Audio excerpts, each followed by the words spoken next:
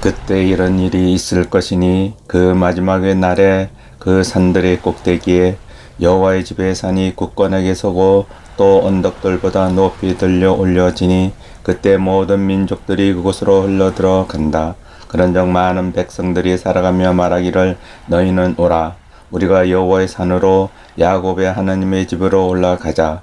그러면 여호와가 우리에게 자신의 길로 가리키니 그때 우리가 여호와의 길로 걸어가자. 왜냐하면 토라가 지온에서 나오고 여호와의 말이 예루살렘에서 나오기 때문이다.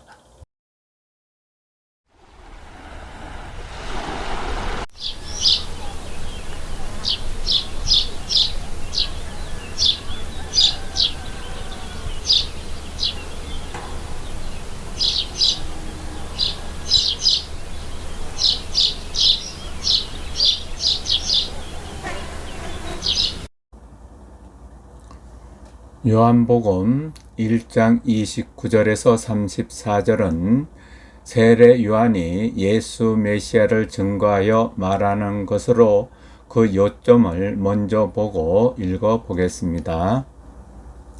세례 요한이 육신으로 오신 예수 메시아의 증거로서 먼저 세례 요한이 바리새인들과 사두개인들, 즉 세상 사람들에게 예수 메시아의 증거로서 그는 내 뒤에 한 사람이 오지만 그는 나보다 앞서 계시었다. 이는 세상 죄를 지고 가는 하나님의 어린 양이다.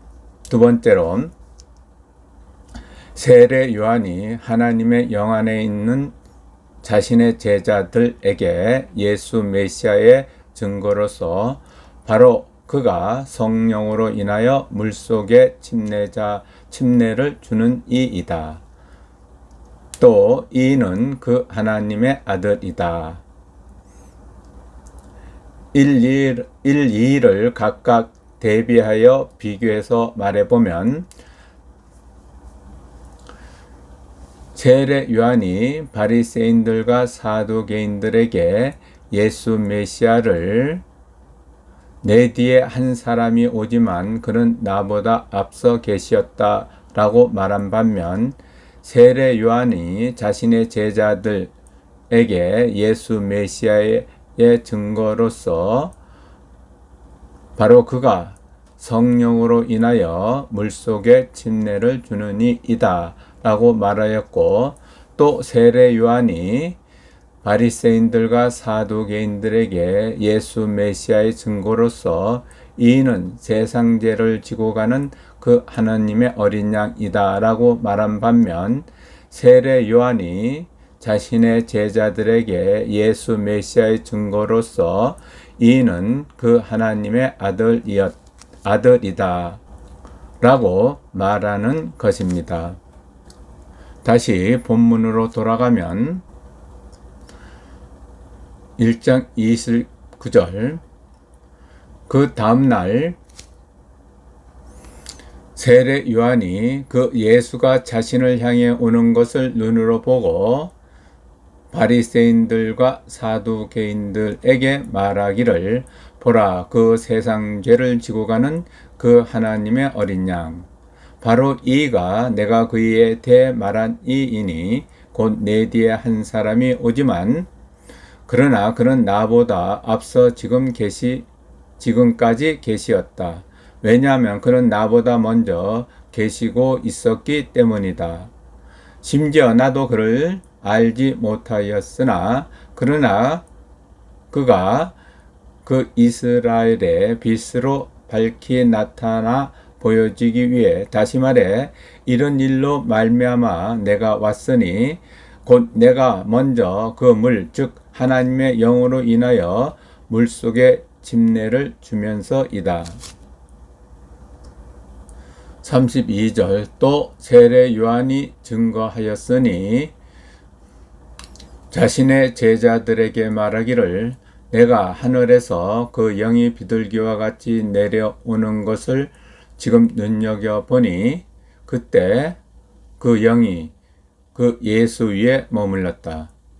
심지어 나도 그를 알지 못하고 있었으나 그러나 즉 하나님의 영으로 인하여 물속에 침례를 주도록 나를 보낸 분 바로 그분이 나에게 말하기를 네가 그 영이 누구에게 이든지 내려와서 그 위에 머무는 것을 보면 바로 그가 성령으로 인하여 물속에 침례 주는 이이다. 그리고 내가 지금 보고 또 예수를 증거하기를 이가 그 하나님의 아들이다. 지금 읽은 요한복음 1장 29절에서 34절을 다시 요약하여 말하면 세례 요한이 예수 메시아가 자신을 향해 오는 것을 눈으로 보고 예수를 증거하여 바리새인들과 사두개인들에게 말하기를 보라 그 세상 죄를 지고 가는 그 하나님의 어린 양이라고 하고 또 부연하여 말하기를 내가 이 세상에 온 것은 예수 메시아가 그 이스라엘의 빛으로 밝히 나타나 보여주기 위해서이되 그는 그 물로 인하여 물속에 침례를 주면서이다.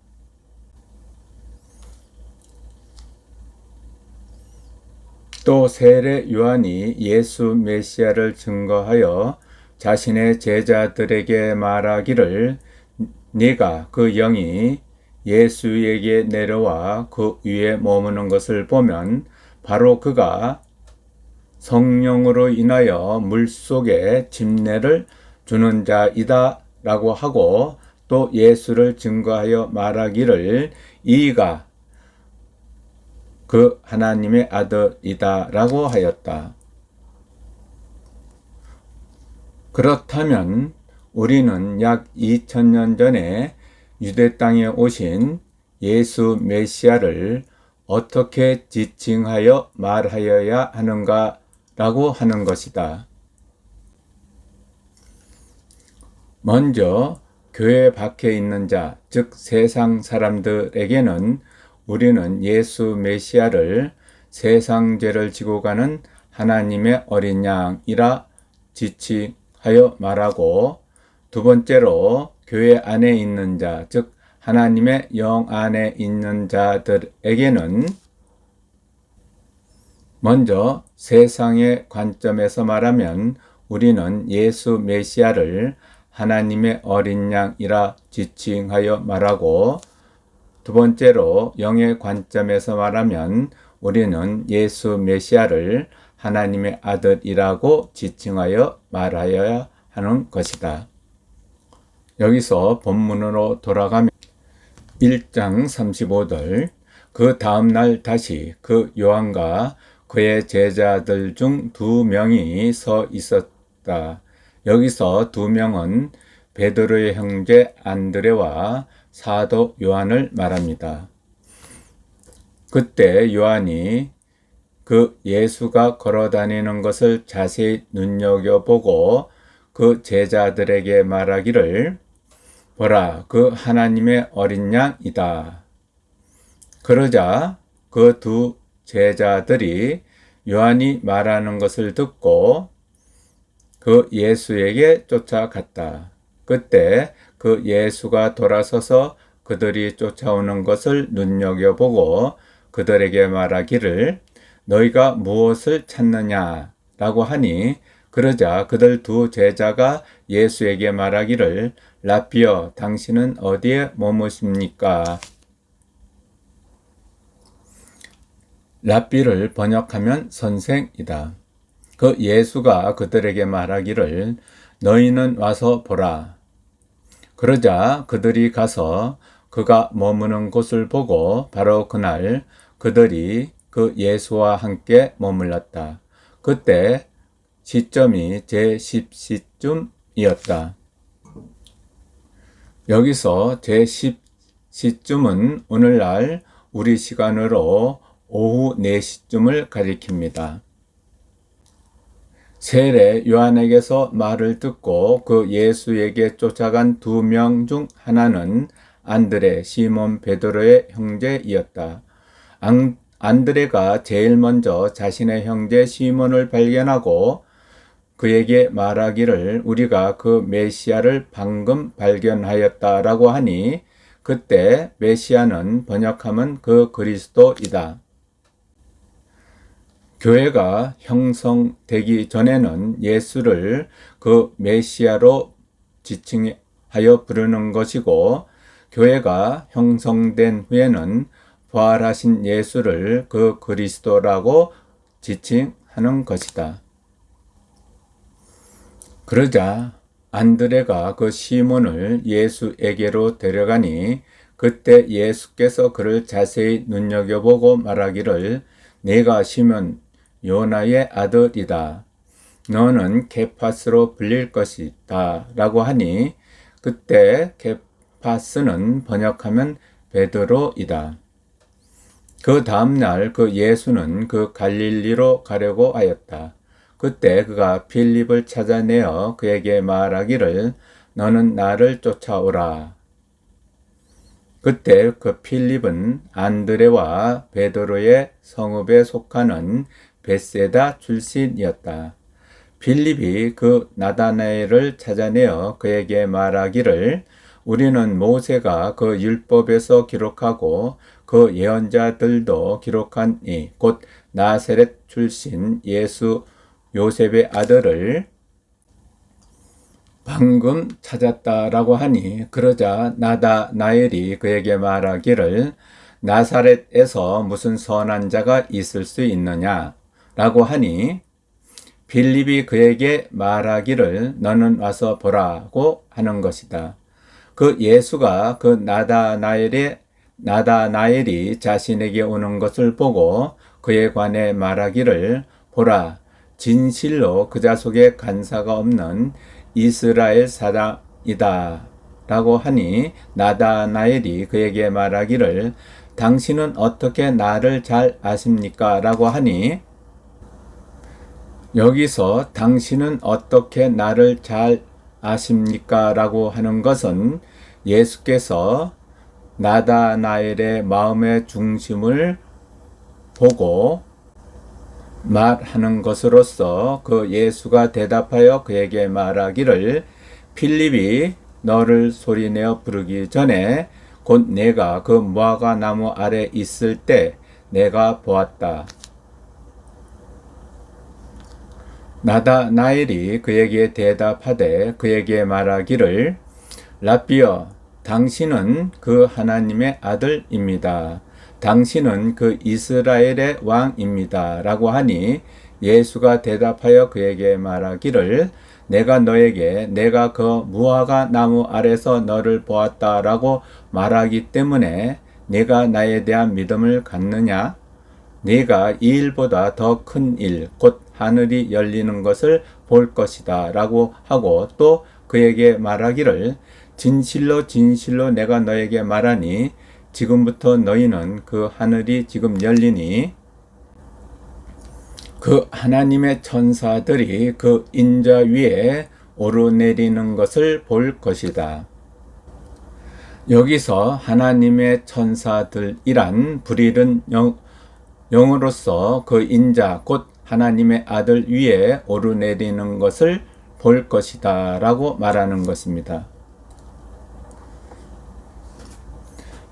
지금 읽은 요한복음 1장 35절에서 51절을 다시 요약하여 말하면 하나님의 영 안에 있는 자들이 예수 메시아를 쫓아가는 경우가 크게 세 가지가 있는데 첫째로 세례 요한이 베드로의 형제 안드레와 사도 요한에게 예수 메시아를 가리켜 그 하나님의 어린 양이라고 말하여 그들이 쫓아간 경우, 두 번째로 예수 메시아가 직접 필립을 찾아내어 불러서 쫓아간 경우이고, 셋째로 전도자 필립이 나다나엘에게 예수 메시아를 전하니 예수가 나다나엘의 마음의 중심을 보고 예수 자신이 메시아인 것을 나타내 보여주는 경우를 말하고 있습니다.